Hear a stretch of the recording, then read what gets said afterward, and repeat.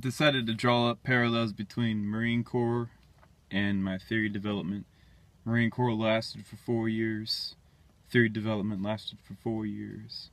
So they're giant blocks of my life that I realized there are a lot of parallels to. And I think it started off with the shock and the initial breaking down of your mind and your emotions to realize there's another different world out there. There's a completely separate existence of ways of doing things that were completely unseen before.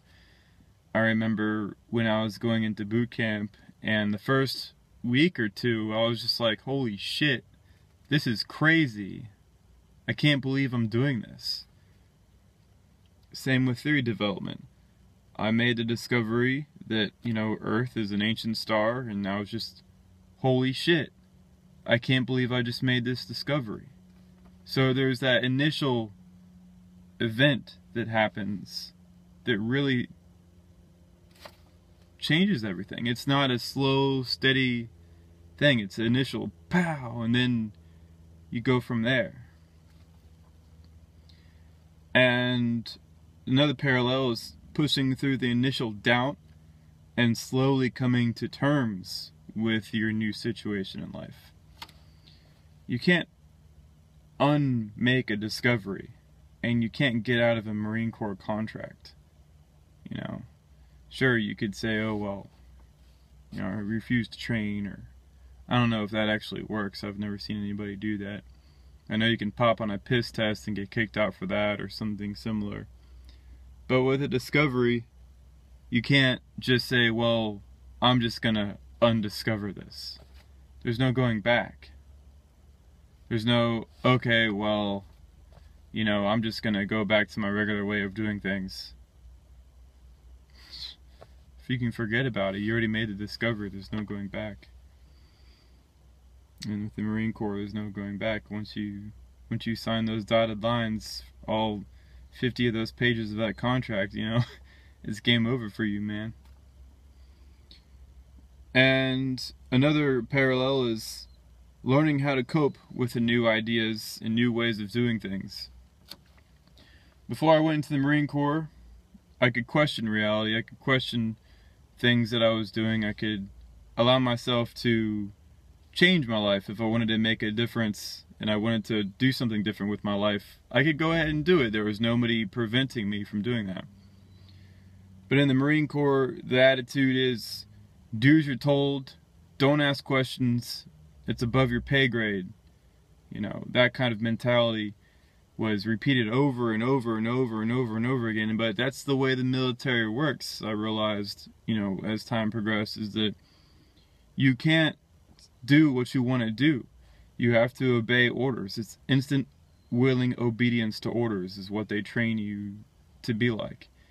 And that kind of mentality is very, very powerful, and it's very effective, especially in, the Marines. You go and you attack and kill your enemy, and you don't ask questions, you just do as you're told, and that's the mentality there. But with theory development, it was the complete opposite. It became from, oh, you have to do as you're told, inside of a military community structure where everything is regimented and everything is by the book for the most part. And then when I made the discovery that Earth is an ancient star, man, everything just blew up. Everything changed. I could question everything. Everything I was told in school, everything everybody believes, all the authority figures and science figures and all the news outlets and all the NASA people and everybody became subject to an inquisition, if you will. And that was completely the opposite. I guess it was a parallel, but in a weird way. It was from not being able to question anything to being able to question everything.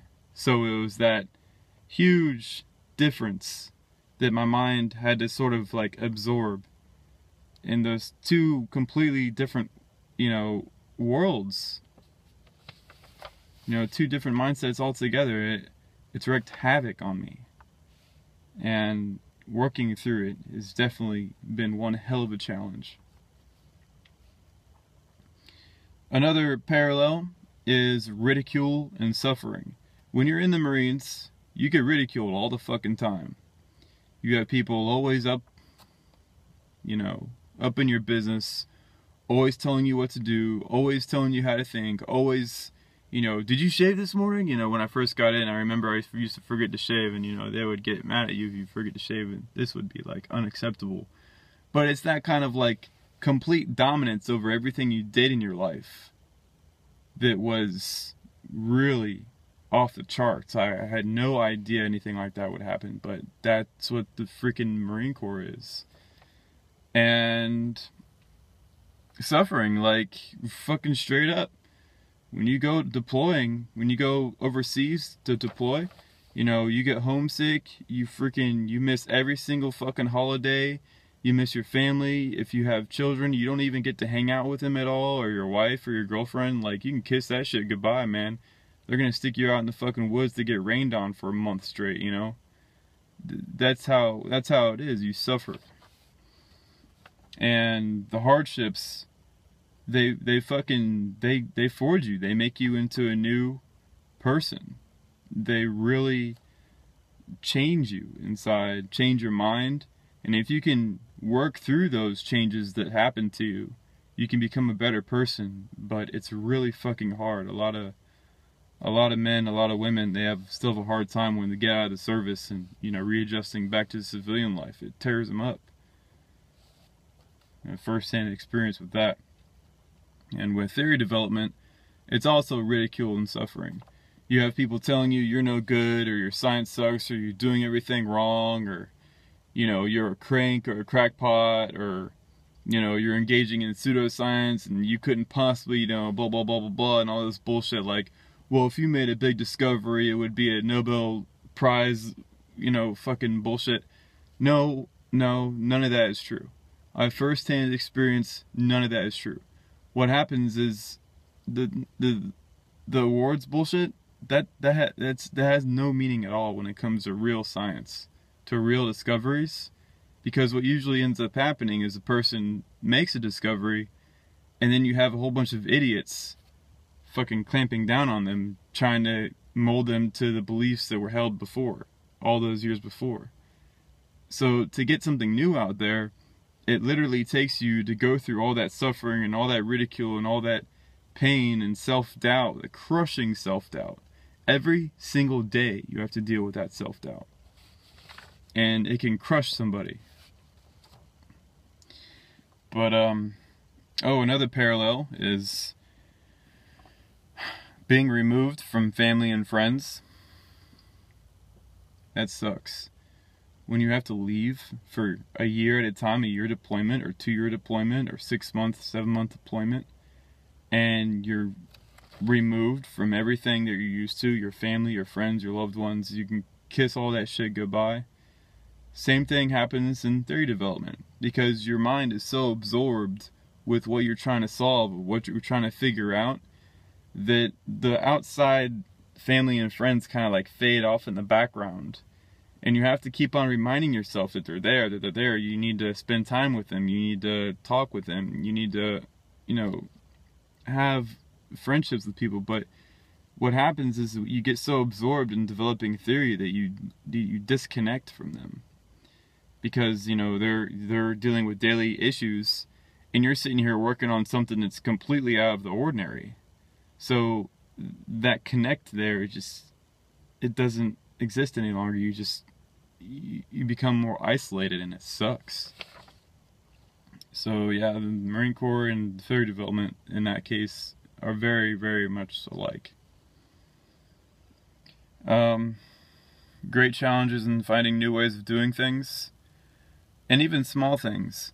I remember I was in artillery, and we had these little boxes. We just call them the gun loop. This little handheld wire connected box that each gun would have, so they could talk to each other. So they pull up the gun loop and, you know, they push the button, they talk into it, and, you know, they talk to another gun, and it goes through all the gun loops at the same time. But sometimes the gun loop will go down and you have to run out and fucking fix that shit, or, you know, replace the batteries or find out why it's not working, because if the guns aren't shooting, you aren't sending rounds down range, and, you know, it's dangerous. So what I learned was that we were taking the gun loop and like dropping it on the ground. We're like, fucking work, you know, you're all pissed off because, you know, it's really high stress environment, you're like banging it against the ground. And one of my buddies is like, hey, no, don't do that, check it out.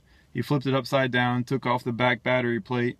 It's like a little piece of cardboard where the batteries were like shaking around because the batteries weren't touching.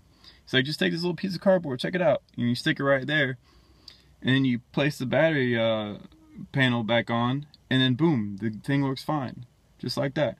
So just by looking outside of myself, I learned how to fix something that was a huge issue, because these gun loop things were like made in like the 1980s. They're like 30 years old. They're like breaking apart. But I think where the parallel is with that is with theory development. You have to look outside of yourself.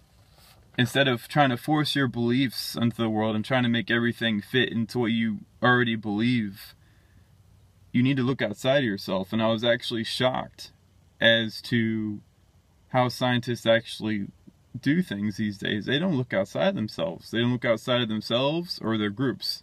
They keep isolated inside of their own little groups. So, and then they look at their problems as if they're the only ones that can solve them. If they just look outside of themselves at somebody in the group, maybe they could show them something new that they missed. Similar to the gun loop problem. You know, I was, you know, dumb and angry all the time. So I was just like banging, you know, equipment around trying to get it to work, you know, even though it was really old and like using the Vietnam era. And, you know, I just looked at my buddy. He's just like, yo, this is how you fix it. And it was outside of myself. And I was like, holy shit, you know, it's that simple. But yeah, basically there were a lot of parallels. One, and the parallel I didn't write down on this little sheet here was that withdrawal. I'm going through very heavy amounts of mental and emotional withdrawal from theory development. You know, something I've been working on for 4 years. It was similar to, you know, being in the Marines for 4 years and living that way of life and thinking that way.